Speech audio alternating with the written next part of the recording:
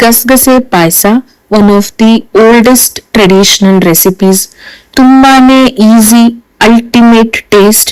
Idli, chutney, gasagase payasa super combination. ಹಾಗಾದ್ರೆ ಇದನ್ನ 5 ನಿಮಿಷದಲ್ಲಿ ಹೇಗ್ ಮಾಡ್ಬೋದು ಅಂತ ನೋಡ್ಕೊಂಡ್ ಬರೋಣ.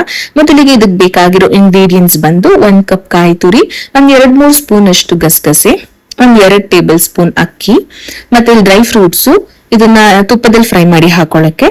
ನಾನಿಲ್ಲಿ ಒಂದ್ 2 ಗೋಡಂಬಿನ ನೆನ್ಸಿಟ್ಕೊಂಡಿದೀನಿ, ಸ್ವಲ್ಪ ಥಿಕ್ನೆಸ್ ಕನ್ಸಿಸ್ಟೆನ್ಸಿಗೋಸ್ಕರ. ಒಂದ್ 4 ಬಾದಾಮಿ, ಸ್ವಲ್ಪ ಕೊಬ್ಬರಿ ತುರಿ, ಒಂದ್ ಅರ್ಧ ಲೋಟ ಹಾಲು, ರುಚಿಗೆ ತಕ್ಕಷ್ಟು ಬೆಲ್ಲ. ನಾನಿಲ್ಲಿ ಒಂದ್ ಅರ್ಧ ಮುದ್ದೆ ಬೆಲ್ಲನ ಅರ್ಧ ಉಂಡೆ ತಗೊಂಡಿದ್ದೀನಿ.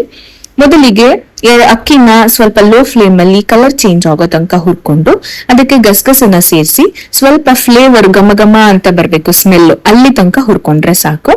ಹುರಿದಿದ್ದಾದ್ಮೇಲೆ ಇದನ್ನ ಒಂದು ಮಿಕ್ಸರ್ ಜಾರ್ಗೆ ಟ್ರಾನ್ಸ್ಫರ್ ಮಾಡಿ ಏನೋ ನೀರ್ ಹಾಕ್ತೆ ಫೈನ್ ಪೌಡರ್ ಮಾಡ್ಕೊಳ್ಳಿ. ಪೌಡರ್ ಆದ್ಮೇಲೆ ಅದಕ್ಕೆ ನೆನ್ಸಿಟ್ಟಿರುವಂತ ಗೋಡಂಬಿ, ಕೊಬ್ಬರಿ ತುರಿ, ಬಾದಾಮಿ, ಕಾಯಿ ತುರಿ, ಒಂದೇ ಒಂದು ಏಲಕ್ಕಿ ಹಾಕಿ ಫೈನ್ ಪೇಸ್ಟ್ ಮಾಡ್ಕೊಳ್ಳಿ. ಈ ಕನ್ಸಿಸ್ಟೆನ್ಸಿಲಿ ಇದ್ರೆ ಸಾಕು. ಅದಾದ್ಮೇಲೆ ನಾವು ಬೆಲ್ಲನ ಒಂದ್ ಪಾತ್ರೆಗೆ ಹಾಕಿ ಅದು ಮುಳುಗೋಷ್ಟು ನೀರ್ ಹಾಕಿ ಅದನ್ನ ಕರ್ಗಕ್ ಬಿಡ್ಬೇಕು. ಕರ್ಗಾದ್ಮೇಲೆ ನಾವು ಯಾವ ಪಾತ್ರೆಯಲ್ಲಿ ಪಾಯಸ ಮಾಡ್ತೀವೋ ಅದಕ್ಕೆ ಡೈರೆಕ್ಟ್ ಆಗಿ ಸೋಸ್ಕೊಳ್ಳಿ, ಏನಾದ್ರು ಕಸ ಇರಬಾರ್ದು ಅಂತ ಅಷ್ಟೇ. ಇದಕ್ಕೆ ನಾವು ರುಬ್ಬಿಟ್ಕೊಂಡಿರೋಂತ ಮಿಶ್ರಣನ ಸೇರಿಸಿ ಹಾಲ್ನ ಹಾಕಿ ಸ್ವಲ್ಪ ಕನ್ಸಿಸ್ಟೆನ್ಸಿ ನೋಡ್ಕೊಂಡು ನೀರ್ನ ಮಿಕ್ಸ್ ಮಾಡ್ಕೊಳ್ಳಿ. ಅದು ಕುದ್ಮೇಲೆ ಸ್ವಲ್ಪ ಗಟ್ಟಿ ಆಗತ್ತೆ, ಸೊ ಸ್ವಲ್ಪ ನೀರ್ ಹಾಕೊಂಡು ಕುದಿಯಕ್ ಬಿಡಿ. ಒಂದ್ 7-8 ನಿಮಿಷ ಕುದಿದ್ರೆ ಸಾಕು.